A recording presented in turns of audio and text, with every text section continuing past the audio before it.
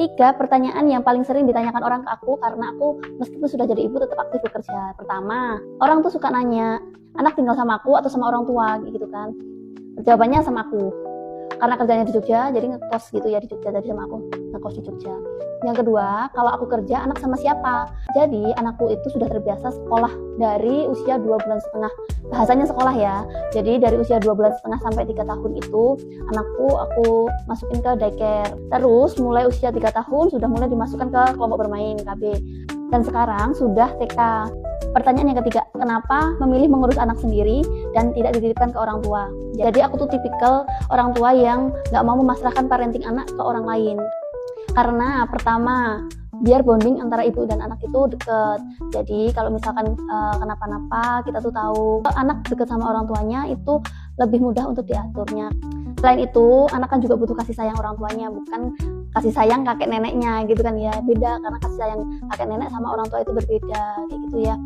Aku nggak mau kalau misalkan besok ketika dia sudah dewasa ada kata-kata dia yang mengatakan seperti ini, ibu tuh nggak sayang sama aku karena aku dulu nggak diurusin sama ibu, misalkan kayak gitu.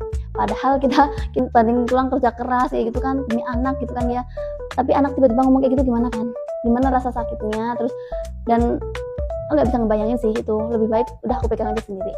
Yang kedua, masalah parenting. Jadi karena aku tuh belajar masalah parenting ya sedikit-sedikit lah ya, sedikit-sedikit.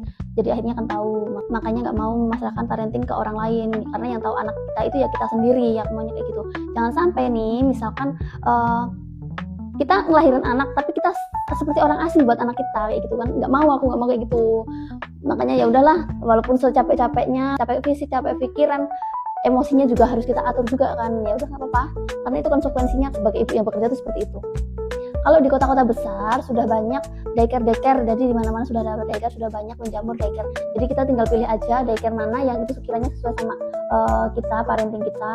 Kita survei dulu yang sekiranya nggak jauh juga dari tempat kita bekerja, dan kita juga bisa menyesuaikan mana yang budgetingnya masuk di kita kayak gitu. Itu sih opsi buat bunda-bunda juga kalau mau bekerja tapi bingung anaknya dititipin ke siapa kayak gitu. Terkadang kan kita juga nggak enak ya kalau nitipinnya ke orang tua atau ke saudara. Atau dulu sih pernah saya pikirkan cari pengasuh, terus nanti saya kontrol aja lewat CCTV misalkan gitu kan. Cuma saya mikir lagi, kayaknya anak lebih baik di daycare karena di sana banyak temennya, dia bisa belajar bersosialisasi sama yang lain. Terus di sana kan juga ada kegiatan-kegiatan seperti ya, kegiatan bermain seperti anak-anak pada umumnya, layaknya anak-anak aja. Belajar pun sesuai dengan perkembangannya. Jadi kita tuh pilih daycare bukan yang hanya menjaga aja, tapi kan daycare yang di situ juga belajar gitu. Belajar sesuai dengan usianya, yang bisa menstimulus perkembangan otaknya aja. Jadi